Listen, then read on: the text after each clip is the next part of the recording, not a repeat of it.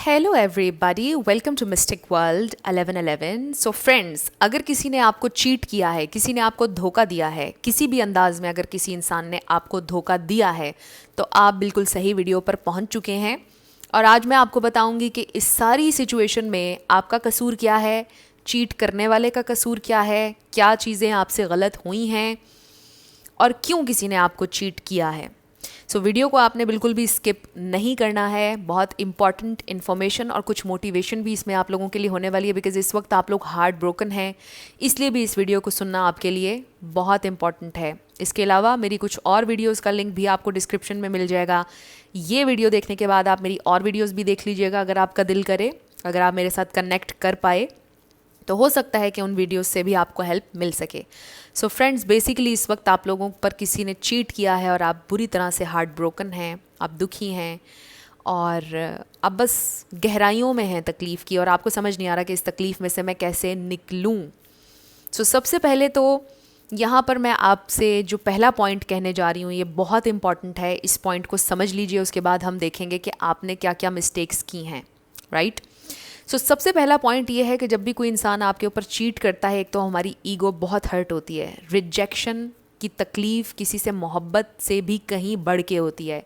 एक तो आपको उस इंसान से मोहब्बत थी, बेइंतहा मोहब्बत थी जिसने आपको चीट किया। राइट।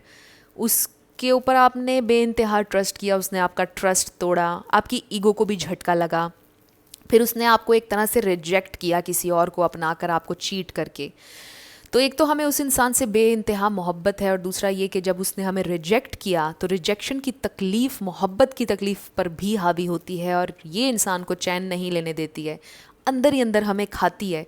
हम कंपेयर करते हैं कि वो मुझसे ज़्यादा खूबसूरत थी, वो मुझसे ज़्यादा अच्छा था, उसके पास मुझसे ज़्यादा पैसा था इसलिए वो मुझे छोड़कर उसके पास चली गई, मेरे पास गाड़ी नहीं थी, मेरे पास घर नहीं था। आप सारे पॉइंट्स को मिलाने की कोशिश करते हैं और उसकी चीटिंग को जस्टिफाई करने की कोशिश करते हैं और सारा दिन बैठकर अपने आप को ब्लेम करते हैं कि मुझ में ही कमी रह गई, मेरे प्यार में कमी रह गई, मैं खूबसूरत नहीं हूँ, मेरे हाथ अच्छे नहीं हैं, मेरे पाँव अच्छे नहीं हैं, मैं शायद गोरी नहीं हूँ। पता नहीं किस किस तरह की चीज़ें, आप सेल्फ़ डाउट में चले जाते हैं। तो माय फ्रेंड्स, सबसे पहले तो आपने इस सेल्फ़ डाउट की कैफियत से अपने आप को निकालना है। सबसे पहले जो पॉइंट मैं चाहती हूँ कि आप अंडरस्टैंड करें इस हार्ट ब्रोकन सिचुएशन में, वो ये है कि जब कोई इंसान आपको चीट कर रहा है ना, तो उसकी चीटिंग आपकी पर्सनालिटी को डिस्क्राइब नहीं कर रही है। तो आप ये क्यों सोच रहे हैं कि आप में कमी है?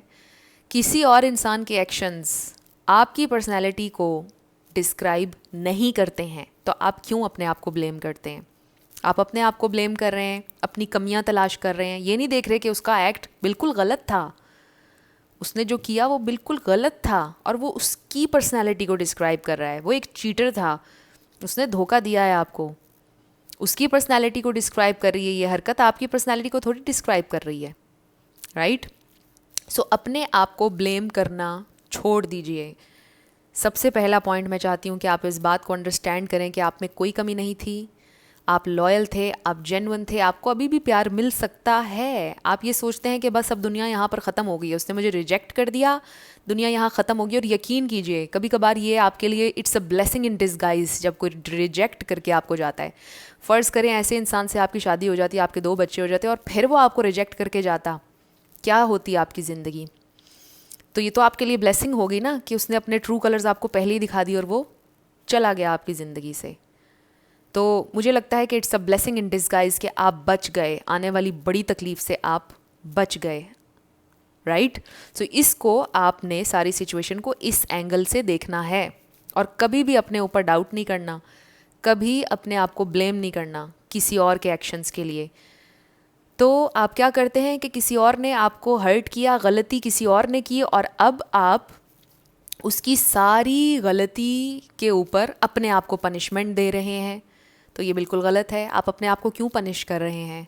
गलती उसकी, चीटिंग उसने की, पनिश आप अपने आप को कर रहे हैं। वाई? वो तो मज़े से किसी और के साथ चला गया और अभी कुछ टाइम उसे और उसी के साथ रहने दीजिए, उसने पलट कर भी आप ही के पास आना है। आप देखिएगा, जिसने आपको चीट किया वो पलट कर आपके पास आएगा, लेकिन आपने क्या करना है? डिग्निटी के साथ बिहेव करना है। आपने उसको चेज़ नहीं करना, उसकी मिन्नत मुराद नहीं करनी जिसने आपको चीट किया है। कि प्लीज़ उसे छोड़ दो, मुझ में क्या कमी थी, तुमने मेरे साथ ऐसा किया, तुम्हें पैसा पसंद आया है उसका, तुम्हें उसका घर बार पसंद आया है, मुझ में क्या कमी थी बताओ मुझे, मेरे साथ ऐसा क्यों किया, छोड़ दीजिए। वो जा रहा है, उसको जाने दीजिए। आपको मैं यकीन दिला रही हूँ कि अगर वो चीट करके आपको कहीं गया है, वो पलट कर आपके पास वापस आएगा, लेकिन आपने उसको चेज़ नहीं करना, फिर ही वो पलट कर आएगा। और इस पर मेरा नो कांटेक्ट रूल का वीडियो देख लीजिएगा, डिस्क्रिप्शन में आपको मिल जाएगा। हो सकता है कि ये वीडियो आपके लिए हेल्पफुल रहे और आपको बहुत ज़रूरत है नो कांटेक्ट रूल अप्लाई करने की, ज़रूर अप्लाई कीजिएगा। ये तो मैंने आपको पूरा पॉइंट समझाया है कि इसमें आपका कसूर नहीं है, मत करें अपने आप को ब्लेम। अब जो आपके कसूर हैं उन पर बात कर लेते हैं कि जो कसूर आपके हो सकते हैं जिसकी वजह से चीटिंग की नौबत आई। सबसे पहले तो ये कि आपको कुछ रेड फ्लैग्स नज़र आ रहे थे रिश्ते की शुरुआत में। अब रेड फ्लैग्स क्या होते हैं? छोटी छोटी उनकी हरकतें, उनकी बातें इशारा दे रही होती हैं आपको कि ये इंसान ठीक नहीं है। फॉर एग्ज़ाम्पल, वो आपसे झूठ बोलते थे, छोटी छोटी बातों में झूठ बोलते थे, आपने अक्सर उन्हें पकड़ा, उनके झूठ को पकड़ा और आपने सोचा यार इतनी छोटी बात पर आपने झूठ क्यों बोला है मेरे साथ। वो छोटे छोटे झूठ डेली रूटीन में आपसे बोला करते थे। बैठे किसी कैफ़े में होंगे, आपसे बोल दिया कि मैं तो घर में हूँ, बेड में हूँ, मैं तो अभी लेटा हूँ या मैं अभी लेटी हूँ, होंगे कहीं बाहर किसी कैफ़े में, एग्ज़ाम्पल के तौर पर। तो ऐसा इंसान शुरू दिन से आपके साथ झूठ बोल रहा था, छोटे छोटे रेड फ्लैग्स आपको नज़र आ रहे थे, आप उनको इग्नोर करते चले गए, जज्बात में बहते चले गए, आपने नहीं देखा कि ये आपके स्टैंडर्ड के मुताबिक चीज़ नहीं हो रही, आप ये डिज़र्व नहीं करते कि कोई इंसान आपसे झूठ बोले, आप आगे बढ़ते चले गए। तो ये थी आपकी पहली मिस्टेक कि आपने रेड फ्लैग्स को इग्नोर किया। फिर आपके दिल में एक कांस्टेंट डर रहता था उनको खोने का। आप क्यों डर रहे हैं किसी को खोने से? किसी को भी खोने से मत डरा करें, अपनी ज़िंदगी का ये असूल बना लीजिए कि कोई है या नहीं है, आपने ज़िंदगी में चलते रहना है, आगे चलते रहना है। यही ज़िंदगी का हार्श ट्रुथ है, यही हार्श रियलिटी है, इसको मान जाइए। अगर इस रियलिटी पर काम करना शुरू कर देंगे, अपने आप को मजबूत इस तरीके से बनाना शुरू कर देंगे, तो यकीन रखें आपको दुनिया में कोई नहीं तोड़ सकता है। अकेले चलना सीख लेंगे ना जब आप, तो आपको कोई नहीं तोड़ सकता है। हाँ, रिश्तों के साथ अच्छे रहें, पोलाइट रहें, लेकिन ये मत सोचें कि अगर ये ना रहा तो मेरी तो ज़िंदगी ही ख़त्म है। नो, किसी के आने जाने से ज़िंदगी ख़त्म नहीं होती। कोई आए तो वेल एंड गुड, कोई जाए इट्स फाइन, आप फिर भी ज़िंदगी में आगे बढ़ते रहेंगे। इस तरह से अपने आप को प्रोग्राम करें, यकीन करें कि आपकी ज़िंदगी बहुत सुखी हो जाएगी। लोगों पर डिपेंड मत करें, लोगों पर डिपेंड करेंगे तो ऐसे होगा। तो आपने क्या किया? आपको फियर था उनको खोने का, लेकिन इस सारी सिचुएशन में आपने अपने आप को खो दिया, आप अपना आप भूल गए, you lost yourself, right. So फिर आपने उनके ऊपर ट्रस्ट किया अपने आप से ज़्यादा। ये भी आप गलती करते हैं कि रिश्तों पर, लोगों पर इतना ज़्यादा ट्रस्ट कर लेते हैं, अपने आप पर ट्रस्ट नहीं होता आपको, उन पर आप बहुत ट्रस्ट करना शुरू कर देते हैं। क्यों? मत कीजिए इतना ट्रस्ट, अपनी पर्सनैलिटी को मजबूत बनाइए, अपने आप को मजबूत करें, अपनी पर्सनैलिटी को निखारें, अपने ऊपर, अपनी पोटेंशियल पर भरोसा करें, लोगों पर भरोसा मत करें। और फिर एक बहुत इम्पॉर्टेंट चीज़ हमेशा ये याद रखें, चाहे कोई भी रिश्ता है ना आपका, एक शक की निगाह ज़रूर रखा करें। अपने दिमाग में, दिल में एक छोटा सा कॉर्नर ऐसा रखें कि यार ये इंसान जा भी सकता है, ये इंसान मुझे छोड़ भी सकता है। कोई भी चीज़ दुनिया में परमानेंट नहीं है, किसी चीज़ की गारंटी नहीं है, उस हिसाब से अपने आप को प्रोग्राम करें। आप अकेले इस दुनिया में आए थे, अकेले इस दुनिया से जाएंगे, शेयर नहीं करेंगे आप, राइट। सो अपने आप को इस तरह से प्रोग्राम करें, एक कोना जहन में, दिल में रखा करें कि यार ऐसा भी हो सकता है। अब तो इतनी अवेयरनेस आ चुकी है, सोशल मीडिया ने, यूट्यूब ने इतनी अवेयरनेस फैला दी है कि आप कैसे किसी पे इतना 100%, यहाँ पर खून के रिश्तों पे 100% यकीन नहीं किया जा सकता है। तो एक शक की निगाह हर किसी पे रखा करें, ये बहुत इंपॉर्टेंट पॉइंट है। ऐसे ही 100% किसी पर एतबार मत किया करें। इंसान बहुत कॉम्प्लेक्स है, इंसान कभी भी बदल जाते हैं, एक लम्हे कुछ, अगले लम्हे कुछ होते हैं। तो इस तरह इतना भी ट्रस्ट ना किया करें, एक छोटा सा कोना शक का रखा करें। फिर इस बात को भी समझें कि चीटिंग हो जाती है, बड़े बड़े अक्लमंदों के साथ हो जाती है, ये कोई बड़ी चीज़ आपके साथ नहीं हुई है, ये भी आपने सोचना है।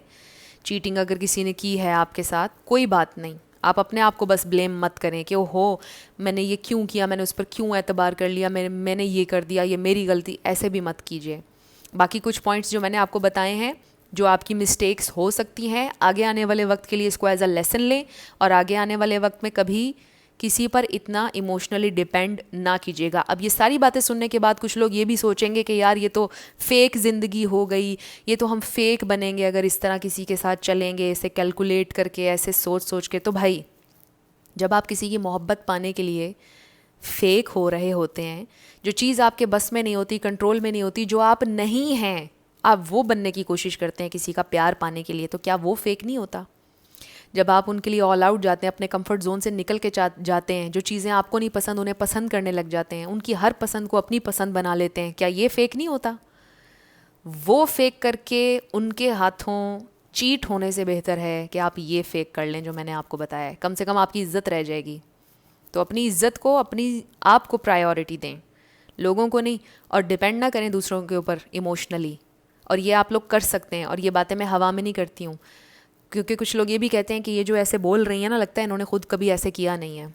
सो मैं हर बात यहाँ पर अपने चैनल पे वो करती हूँ जो मैं खुद करती हूँ, और मैं पूरे दिल से और गारंटी से आपको सारी चीज़ें बताती हूँ।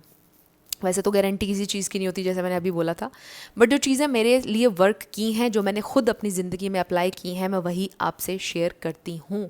सो अगर अपने आप को डिसिप्लिन में लेकर आ रहे हैं, अपनी ज़िंदगी को बेहतर कर रहे हैं, सेल्फ लव करें, it's not being fake, it's just you being disciplined.